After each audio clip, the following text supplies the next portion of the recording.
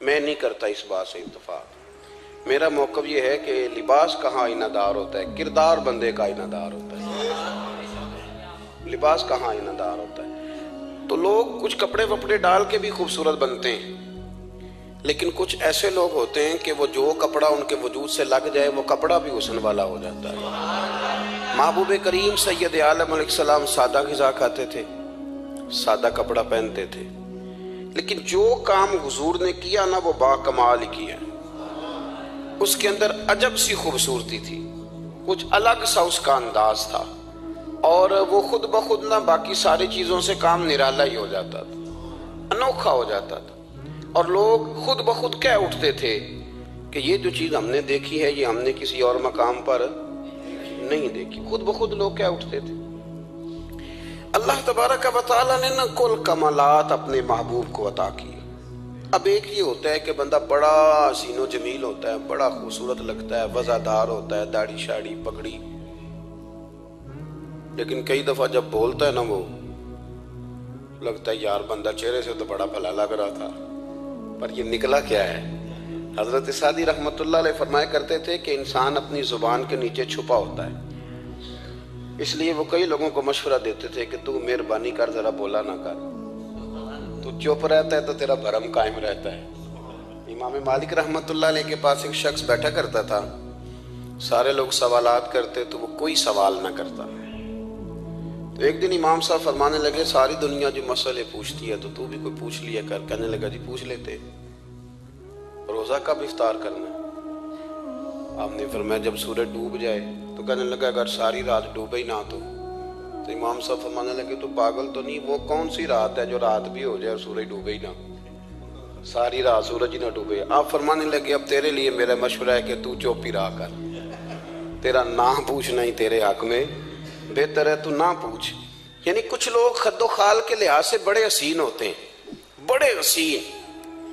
لیکن ان کی جو گفتگو ہوتی ہے نا، گفتگو وہ معنی خیز نہیں ہوتی، کبھی کبھی کچی بات بھی کر جاتے ہیں، کبھی کبھی وہ اپنے سٹیٹس سے نیچے اتر کے بھی بات کرتے ہیں، ان سے مل کے بات کر کے افسوس ہوتا ہے کہ یار یہی بہتر تھا کہ دور رہتے، چلو ہمارا بھرم تو قائم تھا نا، قریب آ کے کیا ملا، بس کچھ بھی نہیں، یہ تو بندہ کھلا ہے تو احساس ہوا ہے کہ نہ ہی ملتے تو زیادہ اچھا تھا، دور رہ کے بھرم اچھا تھا، لیکن میرے محبوب کا کمال کیا ہے۔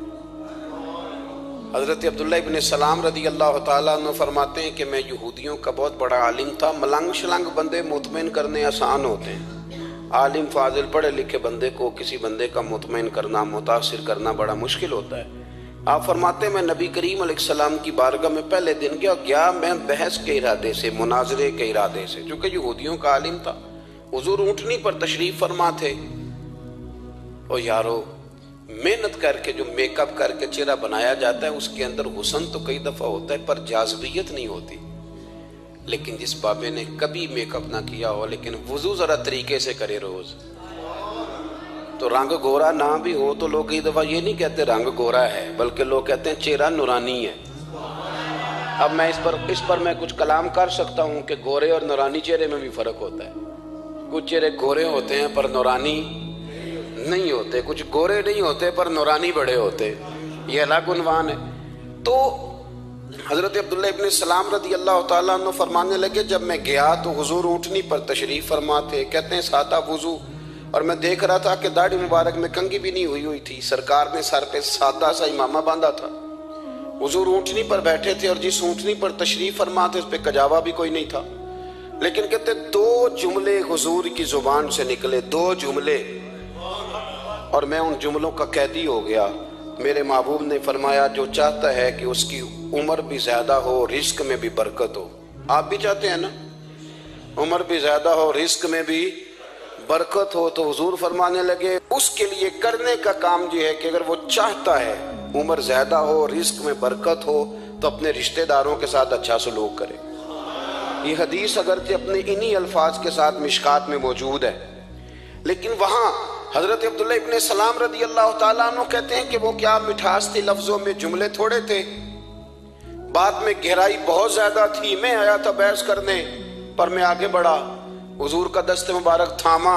اور میں نے عرض کی یا رسول اللہ مجھے کلمہ پڑھا دے، میں مسلمان ہونا چاہتا ہوں۔ ہمارے ہاں لوگ سمجھتے ہیں کہ بہت زیادہ فلسفہ بیان کرنے والا شاید کوئی بڑا پڑھا لکھا بندہ ہوتا ہے، یہ جی نفسیات کا بڑا ماہر ہے جی، اس نے کئی ماسٹر کیے ہوئے ہیں، ایم فل کی ہے، پی ایچ ڈی کی۔ او خدا کے بندے، نفسیات کا ماہر وہ ہوتا ہے جو سامنے والے کی عقل کے مطابق بات کرنا جانتا ہے۔ اور اگر تم کہے جی میری بات ہی بڑی مشکل ہے، میں کس کو سمجھاؤں، تو آپ یہ پڑھے لکھے نہیں ہیں، آپ ابھی سمجھدار نہیں ہوئے۔ کلم الناس علی قدر عقولہم، اگر آپ پڑھے لکھے ہوتے تو لوگ آپ کی بات سمجھتے۔ میرے رسول کریم نے کبھی کوئی مشکل بات نہیں کی، کبھی کوئی فلسفہ نہیں بیان کیا، بلکہ تیری نگاہ ناز سے دونوں ہی مراد پا گئے، عقل غیاب جستجو، عشق حضور و اس طرح۔ اقبال کہتے ہیں اگر بڑا عقل مند آدمی ہوتا تھا تو حضور کی بات اس کے دل کو بھی اچھی لگتی، اور اگر کوئی عشق و مستی والا آتا تھا نا کہ میں نے مست ہو کے آنا ہے، تو وہ بھی میرے نبی کی باتوں سے مست ہو جایا کرتا تھا۔ دونوں تیری نگاہ ناز سے دونوں مراد پا گئے۔ تو حضور کو بات کرنے کا سلیقہ بھی بڑا شاندار آتا تھا۔ حضرت عائشہ صدیقہ رضی اللہ تعالیٰ عنہ فرماتی ہیں کہ نبی کریم صلی اللہ علیہ وسلم جب بات کرتے تھے تو اتنی دھیمی کرتے تھے، اتنی دھیرے میں کرتے تھے، میں تو چھوٹا آدمی ہوں، کسی بڑے بندے کو نصیحت بھی نہیں کر سکتا، ورنہ میں علماء سے تو نہیں، لیکن جو طالب علم ہیں جن کا خیال ہے کہ شاید اور میرے پاس کچھ سیکھنے آئے ہوئے ہیں مدرسے کے، تو میں ان سے کہتا ہوں کہ وہ کیا خطابت ہوئی جس میں سامنے والے کو سمجھ ہی نہیں آئی آپ نے کیا کہا ہے۔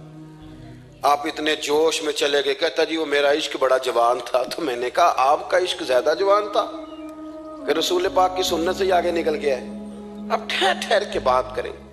آپ کی بات اگر سامنے والے کی سمجھ میں نہ آئی تو اس کا معنی کیا ہوا؟